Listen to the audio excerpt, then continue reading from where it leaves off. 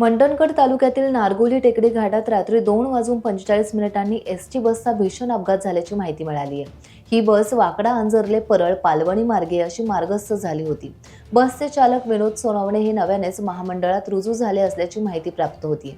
या अपघातात एसटीचे ब्रेक निकामी झाल्याने बस रस्ता सोडून खाली झाडी झुडपात अडकून पडली। या अपघातात जखमी झालेल्या बस चालक आणि वाहक यांना तातडीने उपचारांसाठी रुग्णालयात दाखल करण्यात आलं असून पुढील उपचार सुरू आहेत।